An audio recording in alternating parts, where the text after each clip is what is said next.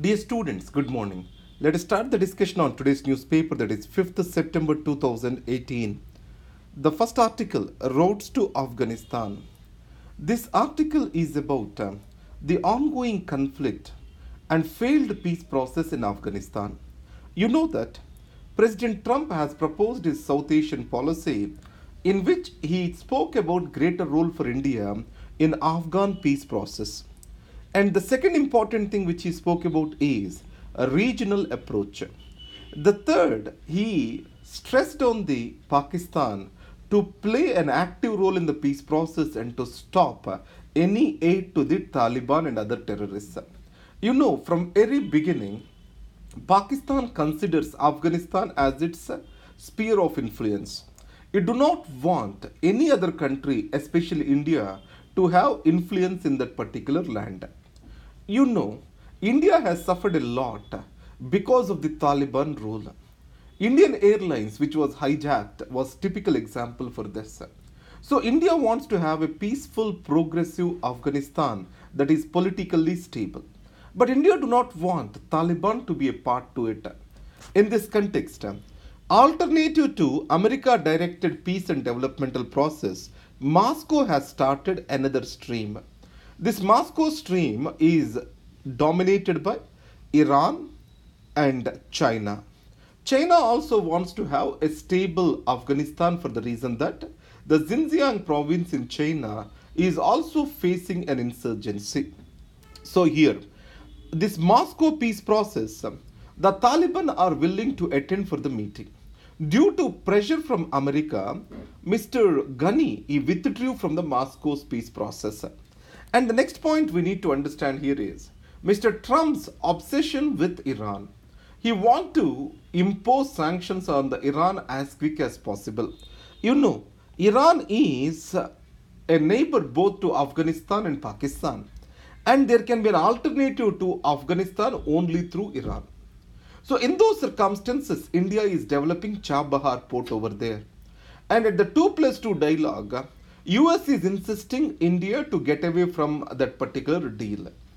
And third most important thing is India still is not clear about its role in Afghanistan. First, India has took the developmental role, and India called itself as goodwill diplomacy. And India also gained substantial goodwill from the Afghans because of construction of Salma Dam and other developmental projects. When Prime Minister Modi came to power, we also involved with defense cooperation. Remember carefully, it is not full-fledged. For the first time, we gave multi-fighter helicopters to them. But still we don't acknowledge that we are interested in supplying the defense equipment to Afghanistan. So now what the author stresses is, India has to make its policy stance clear. Either it wants to involve Taliban, and the second thing, it has to continue with its developmental assistance and the necessary defense assistance to Afghanistan. That's what Ms. Suhasini Haidar talks about. Next, drugs are not sweet. Remember this point. Most of the times, multinational companies they consider the patients from developing countries as more subjects. This has happened. You talk about Union Carbide factory. So here, whenever the liability of a multinational company is involved, the people from developed world and developing world are treated differently. Union Carbide did not pay the liabilities even till date. And with regard to nuclear liability, America has hard bargained with India to decrease the amount of liability. And now, many of the pharmaceutical companies like Bayer, they are manufacturing and selling their drugs in India. And when these drugs give reaction, there is no proper legal and institutional framework in India to enforce that. What is the law which we have in India? That is Drugs and Cosmetics Act. And this Drugs and Cosmetics Act is not comprehensive. To an extent, it deals only with the drugs, but not implants that are being implanted in the body of a patient. And the second, we have one organization that is Central Drugs Standards Control Organization. It neither have resources or capabilities to control these multinational companies. So, in this context, the only way out for the Indian patient is to go to the consumer court. So, which are not specially equipped with medical knowledge. So, Indian law need to be revised. That is the suggestion from this article. Sooner, not later, TRS, which is a regional party in Telangana and which is in power in Telangana, it wants to go for early elections.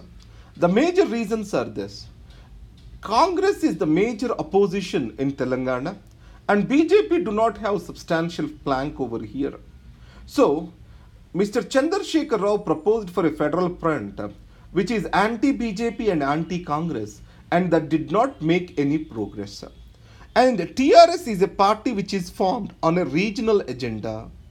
And today, the most important statement is, this article says that regionalism in itself becoming an ideology. In this context, the first term TRS has come into power through regional sentiment. And this time, again, the appeal of the TRS is onto regional sentiment. So, development and regional sentiment are the two planks of the local parties. Remember one point here. Most of the times, the regionalism may yield results. But if it is not attached with development, the sentiment is expected to be a failure. The second part here is TRS as a regional party is trying to expand and play a greater role in the national politics in the coalition era. But however, simultaneous elections etc. are not going to play into the hands of the regional party. That is the reason why it wants to move early for the elections. Last battle. You know that in Syria, only Idlib province is in the control of the rebels. And these are nothing but Al-Qaeda in Syria. And Mr. Assad's forces are moving towards the Idlib province and they want to have a full washout of these extremists. So, humanitarian crisis is going to be is going to happen soon. So, in the Idlib province, Turkey has a strong presence. And Turkey is worried that if the humanitarian crisis over there deepens, refugees are going to rush into the Turkey. So, the refugees are going to go there. So, in these circumstances, Syria is looking for support from Russia and Iran is already in the support of Syrian regime. So what the UN proposes is we have to create human corridors, secure human corridors before an offensive is taken on Idlib province. Once the Assad regime wins the Idlib province, we shall have a political process in place. For that, building bridges is essential. That's how it has been proposed. And finally, I gave you the notes which will be available to you at lawx.in/civilsprep. Thank you very much and all the best.